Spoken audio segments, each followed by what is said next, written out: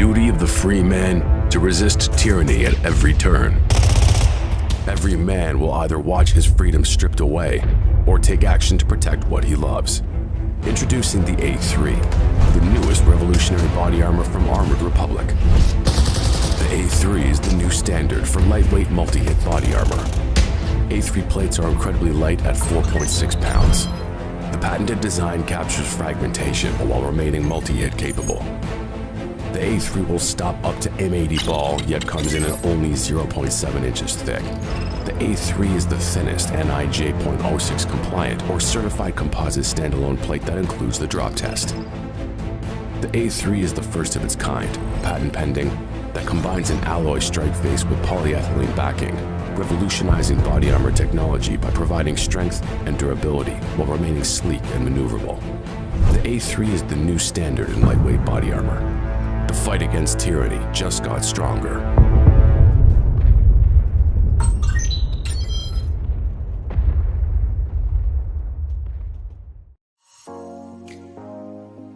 Putting off writing that proposal again? Yeah, we've been there.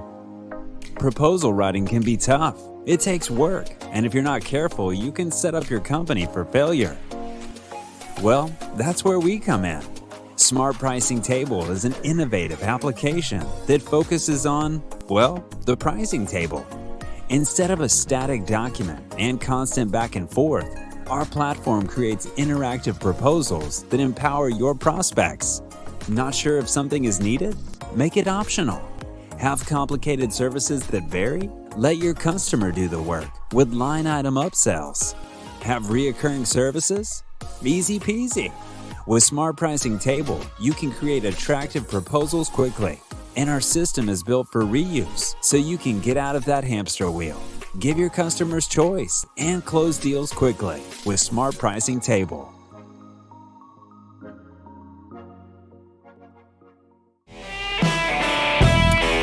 It's Tuesday evening. Good to be with you on Cross Politic on the Fight Laugh Feast Network. Pastor Toby Chuck Knox. I'm the Water Boy. We got Shamika coming on, and we haven't done 20 questions in a long time. That's right. We'll get there. Excited to have Shamika on. The First Lady of the Fearless Army. Oh. But before that, let's stop and take a moment to talk about Fight Laugh Feast Club membership. By joining the Fight Laugh Feast Army, not only will we be aiding in our fight to take down secular and legacy media, we also get access to content placed in our club portal, such as past shows, all our conference talks, and exclusive content for club members that you won't be able to find anywhere else. Lastly, you also always get discounts at all our conferences. So run over right now to fightlaughfeast.com with your fingers over to the website. Thumb move, make your thumbs run. Yes, and join the club today. We are very grateful to have with us Shamika Michelle. Is that right? Yeah. Michelle, okay. CEO of At The Naked Girls. Author, contributor for Fearless with Whitlock. Oh, that's Jason Whitlock. I know Jason. At Blaze. Yeah, we had him live on the show. This bio. This is right from her Twitter handle. It's just full of at this. You got to learn to speak Twitter. I guess. She's doing a lot. Co-host of podcast CTB3. So that's something cool. Commentator, Sky News Ost. Australia. Newsmax. Good night, Fox mate. News, and life coach Shamika. I'm so sorry for botching your bio, but thank you for joining us on Cross Politic.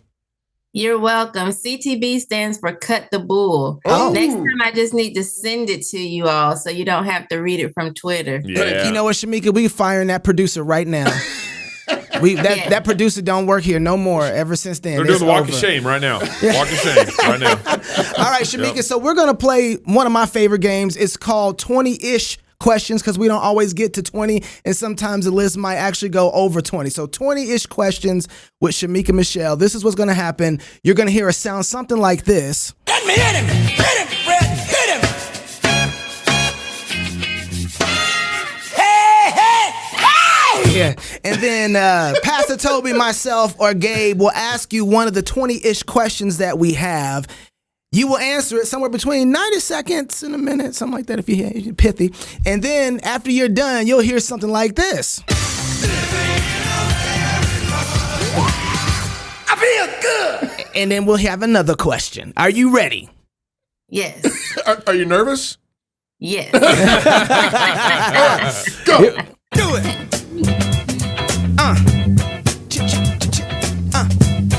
Miss Shamika, you're going for a jog. What music do you put on to jam to? So it depends on what neighborhood I'm in. If I'm going in my neighborhood, I'll probably play something like upbeat, I don't know, Gap Band or something. If I'm going in the neighborhood I grew up in, probably Ghetto Boys. Okay. I'm gonna need to be a little tougher, over there. Oh, okay, all right. I got the feeling. They wouldn't let me write this question down, so I'm going to ask it. Oh my goodness. Who is Shamika? Who is Shamika? Yeah, that's it. That was it. I thought you was going to finish that. No, that was it. No. That was it. Thank you, Shamika. That's why we told him, Not don't to ask that answer the question. Right. Okay. But I'm curious. Shamika. So Yeah. I'm a mother of 3, but I'm an open, honest, emotionally exposed woman who likes to speak her mind, who likes to tell it like it is, and who loves people. So I think in a short answer, that's who Shamika is. Oh. That was helpful. Reg, come on. Are you happy now? Yes. It's not no more. Cut your mic. All right. Shamika, what is your carry gun? A 9. Which 9? I don't even know the name of it. It's purple, and that's what I got it for. Purple. Yeah. You wouldn't have Purple is my favorite color, so it's Purple Rain. Okay, but how do you hold it? Just so I know. How do you How do hold I hold it? Yeah, how do you hold the How Well, gun? I put it in my Yeah. purse I just if need- I'm going somewhere. I need to double Okay. check on that one. Yeah. And to be honest, if it's a small purse, sometimes it's pointing up. It's not good 'cause it's not my color, but I've always done that since college. Oh, man. Okay. All right. Shamika. As a life coach, what advice would you give Paul Pelosi today? Ooh, as a life coach, I would probably tell him Divorce her. use Vaseline.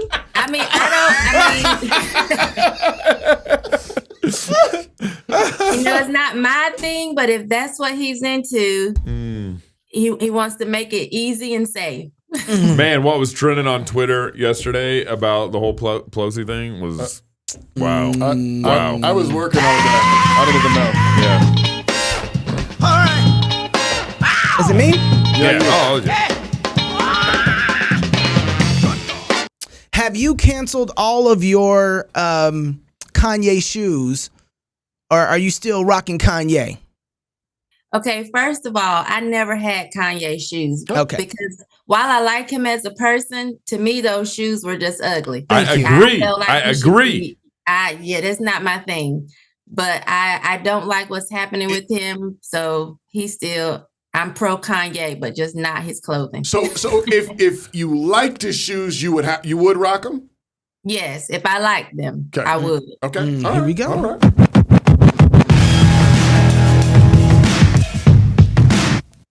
What's your favorite book and why? Mine. Yes, ma'am. I'm kidding. It really isn't. My favorite book is The Alchemist because I felt like it just really spoke to me at a time when I needed to make a change in my life. And I feel like it encouraged me to do that, to know that I could go after something big and the little things that I was doing would still be here if it didn't work out. Have you read C.S. Lewis, That Hideous Strength? No. Okay. There we go. There we go. You and Knox. Oh my goodness. Hard Knock I Live. mean, Yeah. you got, is it me? Am I up? Sure, why not? Okay, I want to. You guys get ready. Get the clip ready. I want to play the Jamal Bryant clip. All right. Jamal Bryant says, "We don't need a walker." Since Herschel Walker was 16 years old, white men been telling him what to do. telling him what school to go to, where to live, where to eat, where to buy a house, where to run, where to sit down, where to sleep, where to pay for abortions, where to buy a gun. And you think they not gonna tell him how to vote? In 2022, we don't need a walker, we need a runner. We need somebody who gonna run and tell the truth about January 6th. We need somebody who gonna run and push for the cancellation of student loan debts. We need somebody who gonna run and make the former president respond to a subpoena. We don't need a walker, we need somebody who will be steadfast, unmovable, always abounding, knowing that your labor is not in vain. Georgia, I need you to know the slave Negroes y'all are used to don't live here no more. We can think for ourselves, function for ourselves, and vote for ourselves. Why? Because we don't need a walker. If you had a chance to sit down with Jamal Bryant and respond to him. I would say that I think he is partially, no, he's wrong, because what I think he's really saying, though, is he doesn't just need a walker. He needs a crib, a pack and play, a stroller for all of these babies that he keep having out of wedlock. Uh-oh. So he doesn't just need a walker. He needs all of the other things that these illegitimate children require. No, you just got us canceled. Man. Okay. Are you ready for this? I'm just moving on. Yeah, just go. Go. Next. Shamika, are you a Christian? And if so, what does that mean? I do not identify as a Christian. I don't have a problem when other people say that about me, but I don't identify as a Christian. A lot of Christians that I know, in my opinion, are pretentious, and I just don't want to be named among them. But I do follow what would be considered Christian values. Okay. Yeah, you don't want to be associated with people like Chocolate Knox. He's pretentious. Right? Right? Or people like Jamal Bryant. Oh, actually, you know what, sis? Thank you. Bars. Fair enough. Come on. Up and down. I'm taking this one. Shamika, why is abortion so prevalent inside of the Black community? I think a lot of times we follow what white people say is good for us. And so I think that things that we didn't used to do. I know my great grandmother had 9 children. I've heard people say, I have 10 children or 14 children. Once white women started saying that this is what Black women needed to do, Black women got on board. Just like when white women started saying they needed to come from under the thumb of their husbands, Black people jumped on board, although Black men have never been in positions of power for them to come from under the thumb of a Black man. So I just think a lot of times Black women just fall in line and follow along with something a liberal white woman is telling them is good for them. Wow. Bars.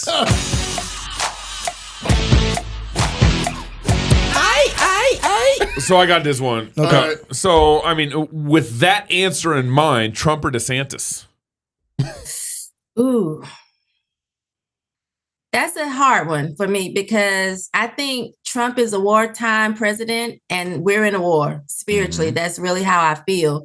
But I also think that there's so many people that are against him simply because they're caught up in the whole whether or not he likes them, that DeSantis may be easier to put in office. But if Trump gets the nomination, I would definitely go very hard for him. So you go for Trump. If you had your choice, though, who would you want? If I had my choice without it being hard, Trump. Okay. All right. Okay. Baby, you just ain't nothing yet. So, are you a Christian nationalist? I'm pretty sure people would call me that. Why? Because I love my country and I do believe that it should be, 3 of the things we should focus on is God, family, and country. So I do think I would fall into that according to some of the people, especially on the left. They also call me right wing or radical right or whatever. Like hateful. They'd call you hateful. Yeah. I'm a Why are you I'm so a hateful? black-faced white supremacist. Right, you know? right. So, Is there anything about Christian nationalism that you don't want to be associated with? I don't think I see some of the negative things that people talk about. So no, not off the top of my head, there's not something that I wouldn't want to be associated with. All right. This one's mine. Okay, you go ahead. Yeah, I got Wait this your one. turn. Wait your turn. This is mine. If Elon Musk hired Shamika Michelle to run Twitter, what would be the first 3 things that you would do when you took control, Shamika? I would ban Hillary Clinton simply because I just think Yes. she should have been canceled right when Bill canceled her after Monica Lewinsky. And I would do something with the algorithms so Black Twitter couldn't trend.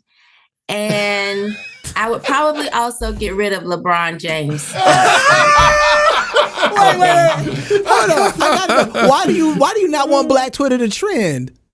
And they get on my nerves. I mean, just because some of the stuff they talk about is just foolishness. Now, I can say there are times when I'm like, ooh, what is Black Twitter saying about this? You know, maybe something I watched or something that I know is just going to be talked about within the Black community.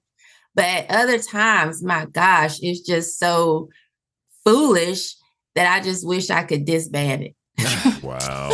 I got follow up. I got to follow up. You got to follow up? Okay. We need it. Soul power. We got to have it soul power. Okay, why not? I mean, Elon is compared in power comparatively to the presidency. So if you were president for a day, because it's probably as long as it'd last, what were the 3 moves you would make as president? As president, I would probably do something to make sure I would have a lot of money for the rest of my life and be able to pass it down to my children. Servant leadership. Right. I'm going to take care of myself first. And then I would probably do something for the people that are in prison unfairly, or maybe serving sentences that are just ridiculous. I would do something to get them out. And what else would I do if I was the president? Global warming. Fix global warming. Absolutely not. That would not be on the list at all. I got to ask you about your second, when you said you would worry about the prison system. You know, I think most conservatives, when they hear stuff about the prison system, they think that that's a liberal talking point, or they think that that's very liberal minded. Could you kind of work through why it's not and why it's important? Because I don't think that it took COVID before a lot of people started waking up and saying, we might have some issues with our judicial system and our police department because the people that we love are starting to arrest us now. Could you kind of break down maybe the prison system and why that's important to you? Well, it's important to me because I celebrated my 1-year wedding anniversary visiting my husband in prison. And so at 16, he was actually given 6 years. And I just don't think sometimes the sentences that go out are meant to actually rehabilitate. Thankfully, I feel like he did. And I know so many people who have been rehabilitated. But I think a lot of times the sentences are kind of just to do away with people, and they aren't always helpful. So I would do something to kind of reform the system so that the actual punishment matches the crime. And then perhaps that while you're there, you're actually put in a position so that when you come out, you can be a productive citizen, opposed to, you know, a lot of people won't hire you because you have to put it on your job application. So I think there's just a lot of things. I've seen people get in trouble for one, like my cousin. His mother was in jail and he was like 15. And she was in jail because she continuously would drink and drive or whatever. He was home alone. He got with a bad set of people. He robbed somebody for a camera and had to do 3 years. And so when he came out as an 18-year-old, it was just like life was really hard. So I would just do something different. I don't necessarily know exactly what it is, but I would want something in place just so it would be, something better to rehabilitate. So people. we at Cross Politic believe the prison system is like global warming. It shouldn't exist. Right.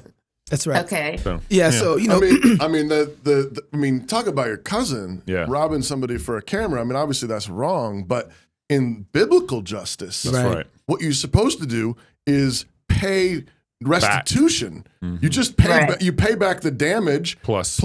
Sometimes what would have done to someone else would be done to you. So maybe the same value would be doubled, and that's it. And you'd be done. Yeah.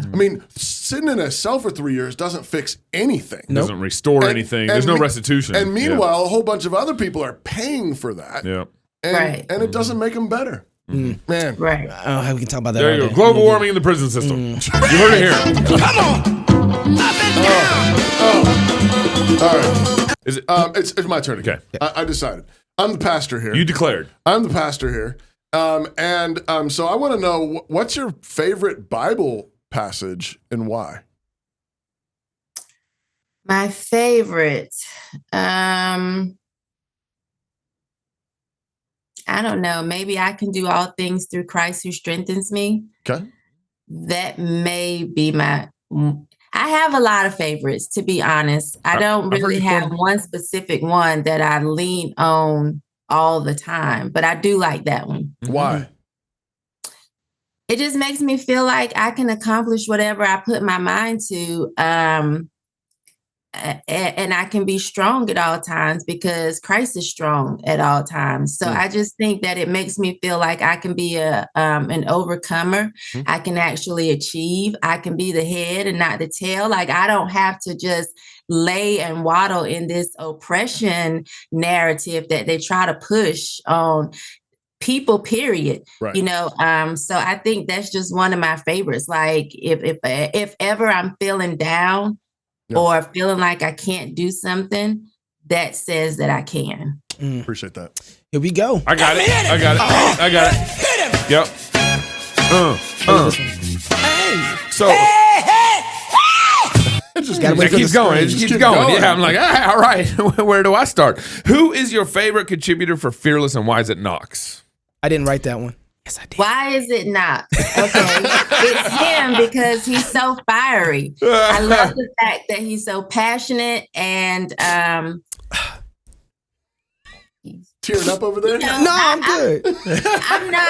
I'm not opposed to him being my favorite. Yeah. This question started where it's like, what is your Cash App? Because I'm gonna send you an offering for that one. That was just thank you. much I'll send it deserved. to you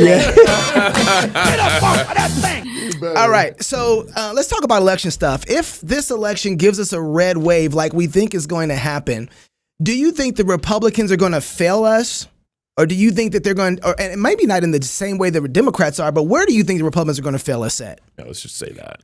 I just think they're weak, and I think they easily let off the gas. I don't think that we should always be playing defense. Like, sometimes we need to go on the offense, and they should be trying to keep up with us, opposed to us trying to keep up with what they have going on. Man. Some of these things that we've seen coming down the pike have been coming for a very long time. So I can remember years ago saying something about, why are we talking about whether or not a kindergartner should be called he or she, or what's their gender? Like, this was years ago, and people said I was crazy when I had put out a video about they're teaching little boys they can have periods. People thought I was crazy. Oh, that's not happening in America. But some of these things have been happening for a long time. Go back and look at the boys in their skinny jeans, hugged up with each other in pictures with their lips looking glossier than mine. Like, some of these things have been happening for a long time. And if people had been paying attention and been on the offense, we wouldn't be sitting here now behind the 8 ball trying to figure out, why are they teaching this in our schools? They're teaching it in our schools because we turned a blind eye to it for so long. We sat around thinking, oh no, not us, not America, not Christians, not whatever. And now look at us trying to catch up. So I think that Republicans will mess it up because they're just weak a lot of times, very weak. She's talking about the Gospel Coalition. tight jeans and glossy That's lip. right. Wait. But I want to ask a follow. You said we should go on the offensive. We should be making them respond to us rather than us always respond to them. What's on the top of your list? If good. they would listen to you, what would you have them do to go on the offensive? Repeal the 19th Amendment. What? Oh, you got to walk that one out, sis. Yeah. You got to walk that one out. Okay. Give it to me. You got the floor. 5 minutes. Go for it. Okay. I just feel like women, a lot of times, are just irrational and overly emotional. And it just seems like right now, women are trying to water everything down and make everybody soft. And if they are not going to repeal it and keep giving us the ability to vote, then I think men have to definitely stand up and shut some of this foolishness down. You know, when women try to say as if they haven't been given rights, like that sounds foolishness to me from the very beginning, because had men not voted for you to be able to have the right to vote, you wouldn't have it. Men had to come in line and get on the bandwagon and help push this in order for it to even be a thing. So for women to walk around here as if they did it themselves when they didn't even have the right or weren't in positions to do it, is just a lie. Men have given you this space to be oppressed, as you call it, and been very kind. And so I just think that these men now, looking at what has happened, got to stand up and just say, wait a minute, look now, if you're going to vote, okay, but some of this stuff y'all doing, you're going too far. You're making little wusses, little sissies. You want everything to be soft. It's not going to be a utopia. Just sit down. We're not going to all get along. We've had wars from the very beginning. This is what men do. They throw them hands. If things ain't going the right way, you know, we've had wars for a long time. And so I just think this idea that we're going to live in this peaceful candy land is just not true. And I think that only women push that belief. And they've just watered down men so much that I don't even know if the men notice they've been neutered. I saw you. Let that hang. Let that hang. I saw the edits in your head. Right. She totally. She's like, I'm on a Christian show. Edit. I got this. So, Shamika, Toby brought this book to me, The Feminization of America by Ann Douglas, and it's just blowing my mind kind of read through it. And one of the things that she points out is that kind of the feminization of America started around the 1820s to 1875, where a lot of women and liberal pastors started kind of feminizing America. And the women would kind of get into all the committees that they were allowed to in church, mission committees, stuff like that. They weren't allowed in the pulpit, but they'd kind of get into the committees and Sunday school classrooms and all that stuff. And what was crazy about this was Anne pointed to that between 1740 and 1820, there's a real masculine strength, a real masculine movement in America, which is also, I think, why you got the War for Independence and the founding of the country and all this stuff, and then kind of downhill 1820s from there. I point that out because it seems like the growth of this feminization in America has made a lot of women like you just mean. Why are you so mean? Why am I so mean? I'm mad. Well, so speak on it, sis. I'm so mean because I'm mad. You know, if I wanted to be with a man with noodle arms who was weak, who was, effeminate, I would just be with a woman, but I'm not a lesbian. So I'm mad that it's not a lot to choose from, that's why I'm so mean. Wow. Now, Shamika, just for the record, I saw the question and I rewrote it as, why are you so nice, gentle, and sweet? Just so you know, and I didn't like the rewrite. I didn't write that question at all because I want to maintain myself as I wrote your it. favorite. I wrote it. All right, play the music. Okay. Yeah, it's crazy though, because I always say if women are the if the future is feminine, if women are so smart, the most educated, they are just on this path to kind of rule and run the world, why are you so mad? Like that is, I feel the same way. So I think a lot of women are really mad because they are living outside of how they were created to live. Yeah. You weren't created to be masculine. You weren't created to be, this boss, B-I-T-C-H, as they say. You weren't created to do that. And so I can't spell. Subconsciously, I think they're mad. Yeah. They're mad at that because they've had to step, or because of how society is, they've stepped into these masculine positions, or they hold a masculine frame. And I think that it creates animosity. It creates resentment. Right. When you have to actually act or be or exist outside of your very nature. Wow. That's good. You wanted to ask one more question? Well, I was just going to ask a new one. Can I ask a new one? You can ask a new one. I'm going to change. Well, let's take it backstage. Let's take it backstage. All right, Shamika, you got 10 minutes. I want to ask her about Dave Rubin. I want to ask her about abortion stuff in the debate, because we got to talk about that. Okay. That Dave Rubin and the debate. Oh my goodness, Okay. the walkaway campaign debate. Sis, I don't care what you say. You a Christian and you full of the Holy Ghost. I know. There would have been I a know. problem straight. Okay, you got time to hang around for like 10 minutes? Yes. Okay, Oh, all right. Don't let hypocrites push you from the truth, girl. If you're single, get married. If you're married, have kids. And if you have kids, go baptize them. Until tomorrow. That's right. Love God with all your heart, soul, mind, and strength. Love your neighbor as yourself. Go fight, laugh, and feast. This is Cross Politic, and we're going backstage with Shamika Michelle. It's about to get turned up a little bit. Shamika, you can go full Smoke Show on this one. God bless you. Have a good night. No more holding back. Yes. No more holding back. Mom always told me to be a good boy, but the world said I could be anything I wanted to be, which is great, because I want to be a problem. No, I won't dive into sex, drugs, or gender confusion. To the world, that would make me a good little boy. I will learn formal logic and adhere firmly to the concept of objective truth. I will commit myself absolutely to the authority of the Word of God and make friends with Augustine, Luther, Calvin, Chesterton, Lewis, and the U.S. Constitution. I hope to grow up and love only one woman, a woman at least as clear-thinking and rebellious in this world as I will be, who knows where true beauty lies and who will never let me stop striving to be the biggest problem I can be. I will give my life for hers and aim to have a family large enough to require specialty automobiles. We will worship in a church, unashamed of the gospel, and live in a community of families doing the same.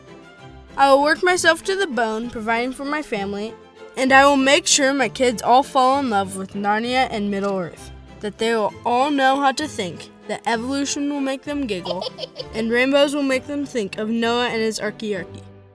Like I said, I will be a problem, immune to all that is hip and trendy and now, singing songs that are centuries old, savoring good wine and great whiskey, dancing and laughing and feasting while the enemies of God scowl and glower and shelter in place.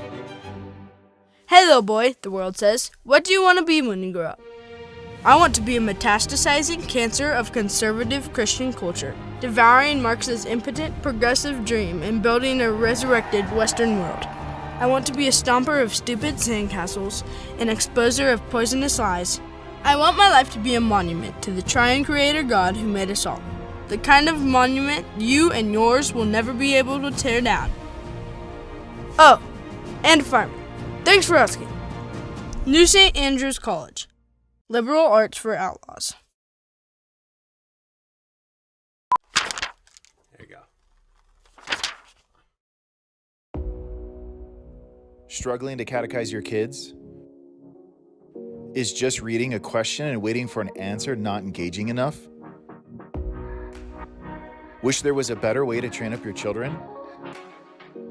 Now there is. Question 1. What is the chief end of man?